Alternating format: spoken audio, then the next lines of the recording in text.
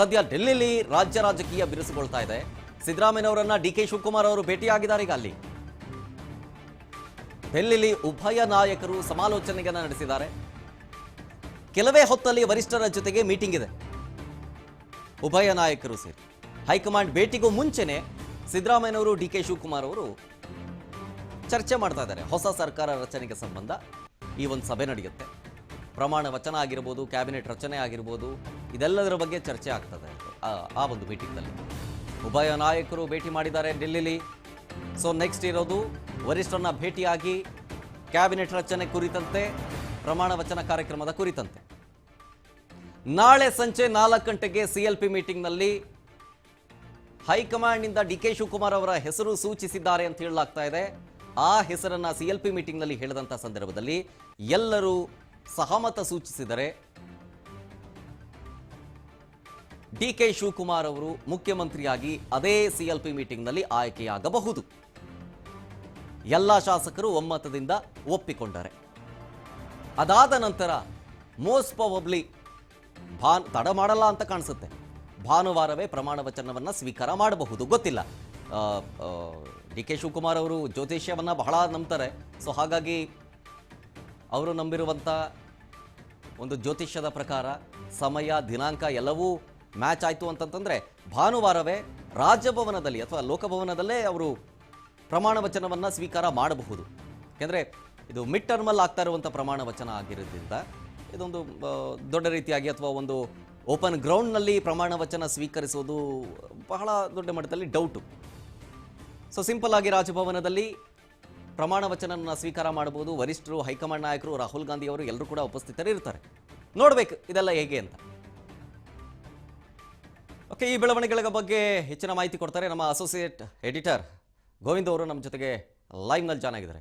ಗೋವಿಂದ್, ಈಗ ಪ್ರಮುಖವಾಗಿ ಈ ಕಾಂಗ್ರೆಸ್ನಲ್ಲಾಗ್ತಾ ಇರುವಂಥ ಬೆಳವಣಿಗೆಗಳನ್ನು ಬಹಳ ಹತ್ತಿರದಿಂದ ಗಮನಿಸ್ತಾ ಇದ್ದೀರಿ. ನಾಳೆ 4 ಗಂಟೆಗೆ CLP ಮೀಟಿಂಗ್ ಇದೆ. CLP ಮೀಟಿಂಗ್ನಲ್ಲಿ ಡಿಕೆ ಶಿವಕುಮಾರ್ ಅವರ ಹೆಸರನ್ನು ಸೂಚಿಸಿದ ನಂತರ ಎಲ್ಲರೂ ಸಹಮತವನ್ನು ಸೂಚಿಸಬೇಕಾಗತ್ತೆ. ಅದಾದ ನಂತರ ಪ್ರಮಾಣ ವಚನ ಅಥವಾ ಕ್ಯಾಬಿನೆಟ್ ರಚನೆ. ಈ ಸರ್ಕಸ್ ಹೈಕಮಾಂಡ್ ನಾಯಕರು ಯಾವ ರೀತಿಯಾಗಿ ನಿಭಾಯಿಸ್ತಾರೆ ಅಂತ?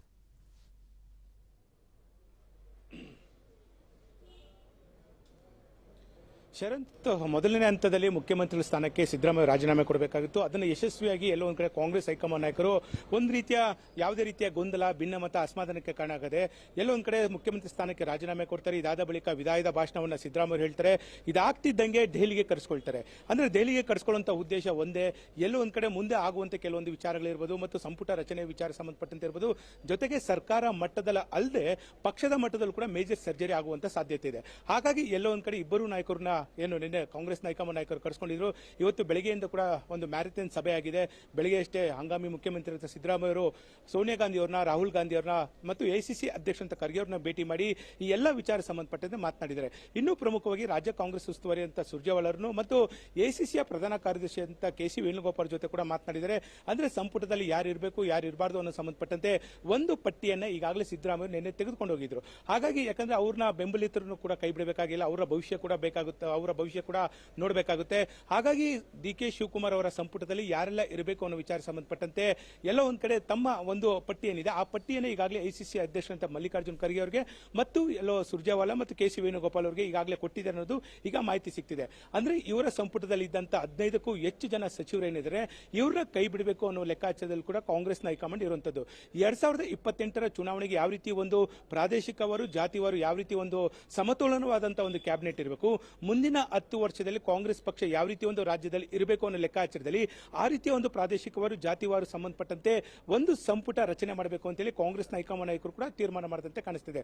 ಮತ್ತೊಂದು ಕಡೆ ಡಿಕೆ ಶಿವಕುಮಾರ್ ಅವರು ಕೂಡ ನನ್ನ ಸಂಪುಟದಲ್ಲಿ ಯಾರು ಇರಬೇಕು, ಯಾರು ಇರಬಾರ್ದು ಅನ್ನೋ ಸಂಬಂಧಪಟ್ಟಂತೆ ಈಗಾಗಲೇ ಒಂದು ಪಟ್ಟಿಯನ್ನು ಈಗಾಗಲೇ ಕಾಂಗ್ರೆಸ್ನ ಹೈಕಮಾಂಡ್ ನಾಯಕರಿಗೆ ಈಗಾಗಲೇ ಕೊಟ್ಟಿರುವಂತದ್ದು. ಆ ಒಂದು ಪಟ್ಟಿಗೆ ಈಗಾಗಲೇ ಏನು ಬಹುತೇಕವಾಗಿ ಗ್ರೀನ್ ಸಿಗ್ನಲ್ ಸಿಕ್ಕಿದೆ ಅಂತ ಹೇಳಿದ್ರು ಕೂಡ ಎಲ್ಲ ಒಂದ್ ಕಡೆ ಸಿದ್ದರಾಮಯ್ಯ ಒಂದು ರೀತಿಯ ಚೆಕ್ ಮೇಟ್ ಅನ್ನು ಇಟ್ಟಿದ್ದಾರೆ. ಯಾಕಂದ್ರೆ ಅವರ ಬೆಂಬಲಿತ ಶಾಸಕರಿಗೆ ಹೆಚ್ಚಿನ ಸಂಖ್ಯೆಯಲ್ಲಿ ಸಂಪುಟದಲ್ಲಿ ಇರೋದು ಬೇಡ ಅನ್ನೋ ಲೆಕ್ಕಾಚಾರದಲ್ಲಿ ಕೂಡ ಸಿದ್ದರಾಮಯ್ಯ ಇದ್ದಂತೆ ಕಾಣಿಸ್ತಿದೆ. ಹಾಗಾಗಿ ಅವ್ರದೇ ಆದಂತ ಒಂದು ಪಟ್ಟಿಯನ್ನು, ಯಾಕಂದ್ರೆ ಅವ್ರನ್ನೇ ನಂಬ್ಕೊಂಡಂತ ಕೆಲ ಶಾಸಕರು ಮತ್ತು ಸಚಿವರೇನು ಇದ್ದಂತ ಸಂದರ್ಭದಲ್ಲಿ ಅವ್ರಿಗೂ ಕೂಡ ಕೈ ಬಿಡುವಂತೆ ಸಾಧ್ಯತೆ ಇಲ್ಲ. ಯಾಕಂದ್ರೆ ಅವರೇ ನಮ್ಮ ಪ್ರಶ್ನಾತೀತ ನಾಯಕರು ಅಂತೇಳಿ ಈಗ ಬಹಿರಂಗವಾಗಿ ಹೇಳಿಕೆ ಕೊಟ್ಟಿದ್ರು. ಹಾಗಾಗಿ ಅವ್ರನ್ನೂ ಕೈ ಬಿಡುವಂತ ಸಾಧ್ಯತೆ ಇಲ್ಲ. ಹಾಗಾಗಿ ತಮ್ಮದೇ ಆದಂತ ಪಟ್ಟಿಯನ್ನು ಈಗಾಗಲೇ ಕಾಂಗ್ರೆಸ್ ಹೈಕಮಾಂಡ್ ನಾಯಕರಿಗೆ ಕೊಟ್ಟಿರುವಂತದ್ದು. ಇವತ್ತು ಸಂಜೆವರೆಗೂ ಕೂಡ ಮ್ಯಾರಥಾನ್ ಸಭೆ ಆಗುತ್ತೆ. ಸಭೆಯಲ್ಲಿ ಎಲ್ಲವೂ ಕೂಡ ಸಂಪುಟದಲ್ಲಿ ಯಾರು ಇರಬೇಕು ಯಾರು ಇರಬಾರ್ದು ಅನ್ನೋ ಸಂಬಂಧಪಟ್ಟಂತೆ ಒಂದು ಹಂತದಲ್ಲಿ ಚರ್ಚೆ ಆದ್ರೆ, ಮತ್ತೊಂದು ಕಡೆ 4 DCM ಸೃಷ್ಟಿ ವಿಚಾರ ಸಂಬಂಧಪಟ್ಟಂತೆ ಎಲ್ಲ ಒಂದ್ ಕಡೆ ಕಾಂಗ್ರೆಸ್ನ ಹೈಕಮಾಂಡ್ ಜೊತೆಗೆ ಸಿದ್ದರಾಮಯ್ಯ ಕೂಡ ಎಲ್ಲ ಒಂದ್ ಕಡೆ ಪಟ್ಟಿಯನ್ನ ಮಾಡಿದ್ರು. ಅಂದ್ರೆ 4 DCM ಅವಶ್ಯಕತೆ ಇದೆ. ಯಾಕಂದ್ರೆ ಮುಂದಿನ 2028ರ ಚುನಾವಣೆಯನ್ನ ನಾವು ಫೇಸ್ ಮಾಡಬೇಕಾಗುತ್ತೆ. ಯಾಕಂದ್ರೆ ಮೈತ್ರಿ ಜೊತೆಗೆ ಎಲ್ಲ ಒಂದ್ ಕಡೆ ಬಿಜೆಪಿ ಮತ್ತು JDS ನಾಯಕರು ಒಂದು ಚುನಾವಣೆಗೆ ಹೋಗುತ್ತೆ. ಆ ಒಂದು ಸಂದರ್ಭದಲ್ಲಿ ನಾವು ಫೇಸ್ ಮಾಡಬೇಕಾಗುತ್ತೆ ಅಂತ ಸಂದರ್ಭದಲ್ಲಿ ಜಾತಿವಾರು ನಾವು ಒಂದು DCM ಸೃಷ್ಟಿಯನ್ನ ಮಾಡಲೇಬೇಕಾಗುತ್ತೆ ಅಂತೇಳಿ 4 DCM ವಿಚಾರ ಸಂಬಂಧಪಟ್ಟಂತೆ ಈಗಾಗಲೇ ಕಾಂಗ್ರೆಸ್ನ ಹೈಕಮಾಂಡ್ ಜೊತೆಗೆ ಸಿದ್ದರಾಮಯ್ಯ ಕೂಡ ಪ್ರಸ್ತಾಪ ಮಾಡಿದ್ರು. ಆದ್ರೆ ಎಲ್ಲ ಒಂದ್ ಕಡೆ ಕಾಂಗ್ರೆಸ್ನ ಹೈಕಮಾಂಡ್ ಮತ್ತು ಸಿದ್ದರಾಮಯ್ಯ ಅವರ ಪ್ರಸ್ತಾಪಕ್ಕೆ DK ಶಿವಕುಮಾರ್ ಎಲ್ಲ ಒಂದ್ ಕಡೆ ತಮ್ಮ ಅಸಮಾಧಾನ ವ್ಯಕ್ತ ಮಾಡ್ತಾ ಇದ್ದಾರೆ. ನಿಮ್ಮ ಸರ್ಕಾರದಲ್ಲಿ ಕೇವಲ ನಾನೊಬ್ಬ ಮಾತ್ರ DCM ಇದ್ರೆ ನನ್ನ ಸರ್ಕಾರದಲ್ಲಿ ಯಾಕೆ 4 ಅನ್ನೋ ಒಂದು ಪ್ರಶ್ನೆಯನ್ನು ಸಹಜವಾಗಿ ಕೇಳಿರುವಂತದ್ದು. ಹಾಗಾಗಿ ಎಲ್ಲ ಒಂದ್ ಕಡೆ ಕಾಂಗ್ರೆಸ್ನ ಹೈಕಮಾಂಡ್ DK ಶಿವಕುಮಾರ್ ಅವರ ಒಂದು ಮಾತಿಗೆ ಎಲ್ಲ ಒಂದ್ ಕಡೆ ಸೊಪ್ಪು ಹಾಕ್ತಾರ ಅನ್ನೋದು. ಇದ್ರ ಬಗ್ಗೆ ಮಾತಾಡ್ತೀನಿ ಗೋವಿಂದ್. 1 ಸೆಕೆಂಡ್, ಮತ್ತೊಂದು ಅಪ್ಡೇಟ್ ಇದೆ.